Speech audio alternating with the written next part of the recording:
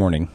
Have you ever noticed how it is that people seem to do so many things just by rote? They do things not because they've thought about them or because it's the right thing to do, but because it's required of them. In fact, there are so many things that we do now because somebody else has passed a law to require it, from changing tires over to studded tires or off from studded tires to going down to the DMV in the first place to get a license to drive the vehicle that you own.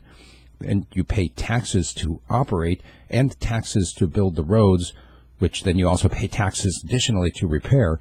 And we do all these things. We obey speed limits, not because we think to ourselves, what would be an appropriate speed to be going on this particular road, but because, oh, look, there's the posted speed limit.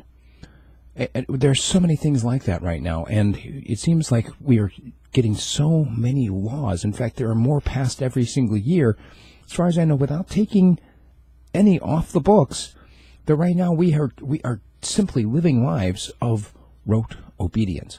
And I bring this up because I know several different camps of people, some of whom, are basically scofflaws, and they're like, all of these laws are ridiculous, they're completely man-made garbage, I'm not going to obey any of them. To other people saying, well, we really ought to obey the law when it comes to non-moral choices. To other people who completely equate any law with, God's law. And I want to make it very clear that there is a big difference between God's law and man's law. Okay? A big one. For instance, do not murder is anywhere close to the idea of do not go too fast in a 35 mile per hour zone. All right? And part of it has to do with this, is that the behavior of driving 35 miles per hour might be perfectly legal if you're in a 45 mile per hour zone, or it might be completely illegal if it's a 20 mile per hour school zone. You follow me? So the behavior itself doesn't have any moral judgment. It's just whether or not it's allowed in this particular place at this particular time. That's what I love about the school zones, which are only school zones when the lights are flashing, because then, well, gee, I'm sorry, officer, I didn't see the light flashing. I mean, there's really never any excuse for disobeying any of these laws. If you look at God's law, they never change. Okay? Murder is always murder. Well, unless, of course, you justify it in terms of warfare, or if you justify it in terms of a medical procedure, or however else you want to try to denigrate what it is that most people recognize it's wrong to kill another human being, right? So if you've taken away your own ability to judge right and wrong, and you're waiting to do something because somebody says you can, or you refrain from doing something because somebody says you can't, I think there's a problem there. And maybe part of the problem comes from Christians themselves.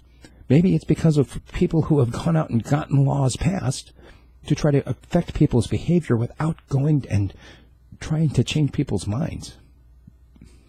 I look at prohibition as a great example of it, where we're talking about prohibition of alcohol, or whether we're talking about prohibition of a particular drug like, or even a plant, marijuana. It's a great example. Okay, here in Alaska, we're always told, if you don't like the law, change it. Well, in Alaska, we did. The people voted and legalized recreational use of marijuana. A new industry has sprung up. Of course, it's being taxed, and that's part of the reason why other folks are going along with it, because, well, now we get to make some of the money off of these things. Well, you know what? Now President Trump is talking about cracking down on the states that have rebelled against the order of the king, basically. Because, you see, federally, marijuana is still illegal. It's still a prohibited substance. And now you've got these rebel states out there that have legalized something that the king has said thou shalt not do. So, something to think about. Why do we obey laws that have absolutely no moral bearing?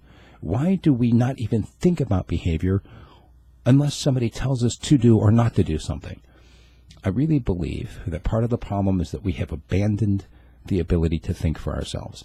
How do we get it back? Honestly, I don't know if we do.